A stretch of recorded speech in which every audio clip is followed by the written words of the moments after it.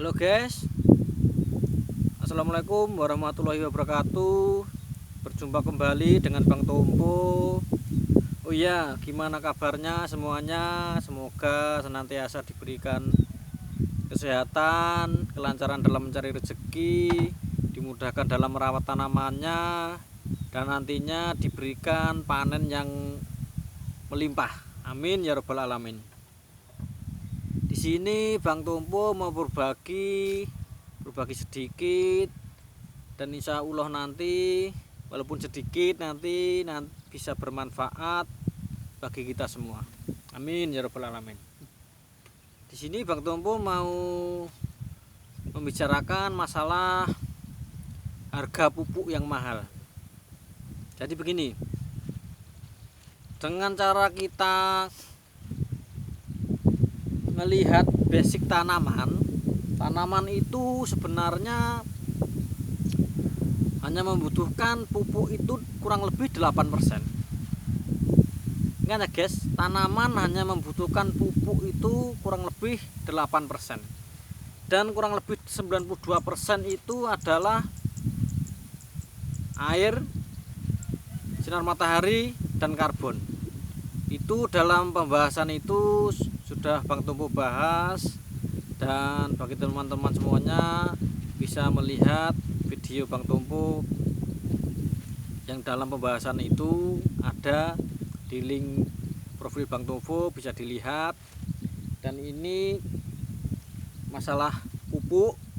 Dan begini, kalau Bang Tompo pupuk mahal itu, saya mengajak pada teman-teman begini, jangan panik, karena pupuk itu tanaman membutuhkan pupuk hanya kurang lebih 8% saja.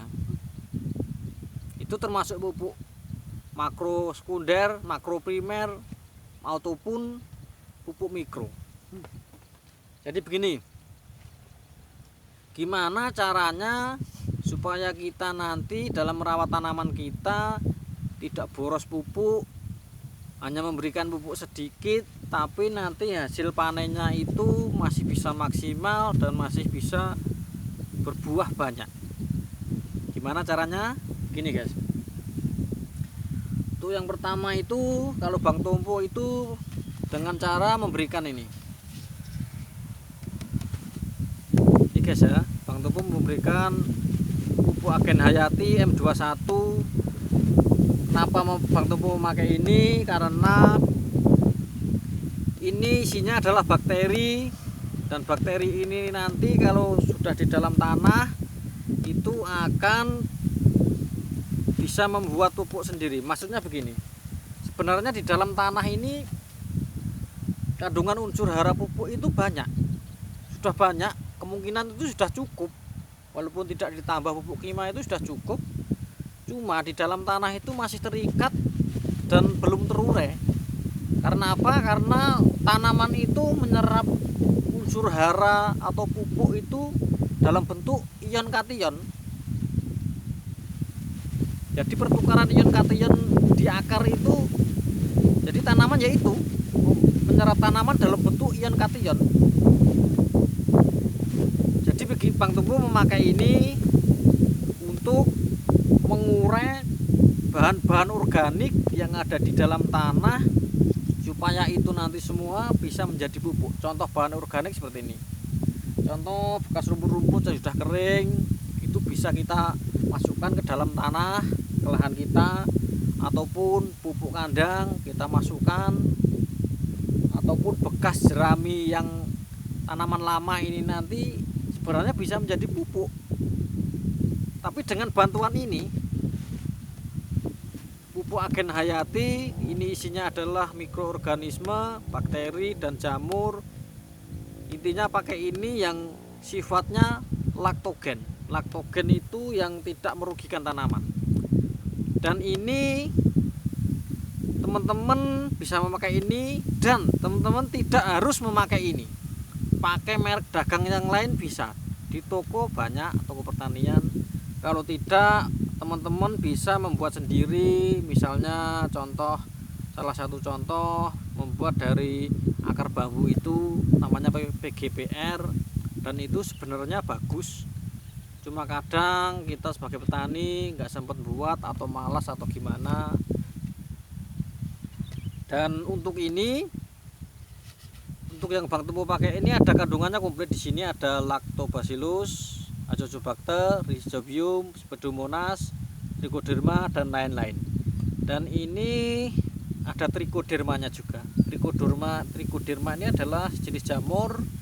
Dia sifatnya adalah antagonis dan dia bisa melawan jamur-jamur yang merugikan tanaman atau bakteri yang bersifat patogen yang bisa merugikan tanaman. Ini nanti dia akan dimakan oleh si jamur trichoderma ini.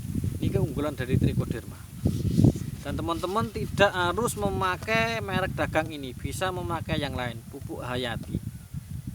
Nah, di sini kuncinya untuk lahan kita itu di dalam tanah tersedia unsur hara atau pupuk yang cukup, itu adalah ini. Kuncinya sebenarnya ada di sini, ini dan organik, pupuk organik. Salah satunya yang penting adalah ini dulu, mikroorganisme ini, karena ini akan mencarikan makanan untuk tanaman, mengurai-ngurai bahan organik, bekas-bekas misalnya akar sudah membusuk, nanti diurai seperti dengan ini, pupuk kandang ataupun rumput yang busuk di dalam ataupun bekas jerami nanti akan diurai ini dan akan menjadikan pupuk. Dan bukan itu saja, nanti hasil urean terakhir itu adalah karbon organik.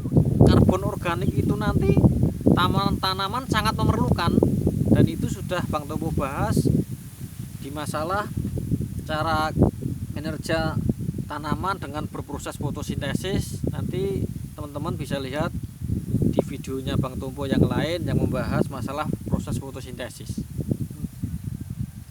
Dan itu ya guys. Yang pertama adalah ini, pupuk agen hayati. Yang pertama kita spray di lahan. Bisa kalau padi, bisa sebelum tanam atau setelah tanam, jarak 3 hari bisa spray. Dengan dosis sesuai dengan anjuran produk yang Anda beli. Misalnya M21 ya sesuai dengan anjuran di produk ini, spray saja. Misalnya spray misalnya lebih banyak lagi kandungannya yang kita pakai, nggak apa-apa, lebih bagus. Nanti karena lebih cepat dalam memproses membuat makanan dari sampah-sampah organik tadi. Yang pertama itu, ini penting. Yang kedua, pupuk kandang atau pupuk organik. Entah itu bisa pupuk kandang, entah itu rumput, dedaunan atau apapun, masukkan dalam tanah. Perbanyak kandungan organik di dalam tanah.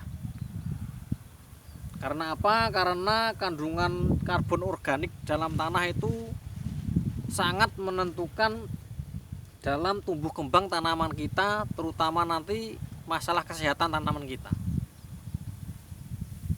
Dan itu Bang Tempo juga sudah bahas di video yang lain. Dan itu tadi yang berjelas, ini pupuk hayati yang bersifat laktogen. Yang kedua, pupuk organik atau sampah atau limbah organik, entah itu pupuk kandang, jerami, rumput dan sebagainya.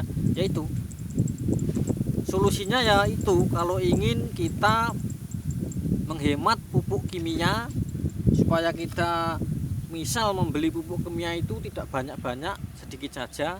Seandainya nanti tanah kita itu sudah stabil, sudah baik, sudah subur, dan kita tidak perlu lagi untuk membeli pupuk sintesis, pupuk kimia yang buatan pabrik. Karena apa? Begini, untuk pupuk sintesis, pupuk kimia, jangan berharap untuk pupuk sintesis, pupuk kimia buatan pabrik itu harganya akan menurun. Jangan berharap. Kalau naik sudah pasti, itu sudah pasti. Makanya saya mengajak kepada teman-teman petani semuanya, khususnya petani di Indonesia, supaya kita mulai beralih, kembalikan tanah kita dengan kaya organik, dengan memanfaatkan apa yang ada di sekitar kita untuk supaya dijadikan makanan di dalam tanah untuk nanti diserap oleh tanaman, dan tanaman itu nanti akan berkembang dengan baik. Itu ya guys, itu adalah salah satu cara untuk mengurangi pupuk kimia yang sekarang harganya mahal. Dan itu kalau tidak dari sekarang, kalau tidak kita mulai cara itu, ya pastinya kita akan ketergantungan kita terhadap pupuk kimia itu ya tidak akan bisa putus. Karena apa? Pupuk kimia itu tidak mungkin harganya turun, itu jelas tidak mungkin, pasti naik, itu sudah pasti.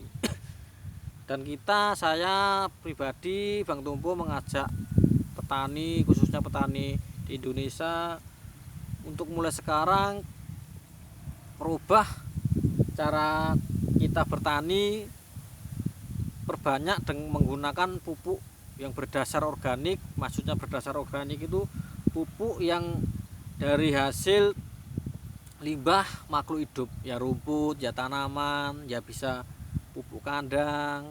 Oh iya, begini guys, biasanya kalau untuk penambahan pupuk kandang itu yang ditakutkan itu biasanya terlalu gemuk, biasanya begitu, terlalu subur, terlalu gemuk. Itu sebenarnya ada pupuk kotoran puyuh itu bisa untuk bagus untuk masa generatif.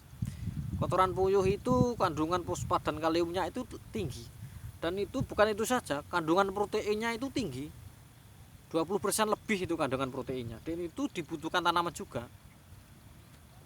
Dan itu untuk pupuk generatif. Untuk pembahasan masalah pupuk generatif dari bahan kotoran kohe nanti kita bisa bahas di video selanjutnya. Dan mungkin cukup itu yang Bang Tumpo bahas hari ini. Oh iya ya guys, jangan lupa dukungannya ya guys, subscribe dan like nya, supaya channel ini nanti bisa lebih maju, bisa lebih berkembang, dan tentunya bisa lebih bermanfaat lagi bagi kita semua. Amin ya rabbal alamin. Ya mungkin cukup sekian pembahasan kali ini. Apabila ada kata-kata yang salah atau belepotan atau kurang berkenan, bagi semuanya Bang Tumpo mohon maaf yang sebesar-besarnya. Akhir kata, assalamualaikum warahmatullahi wabarakatuh.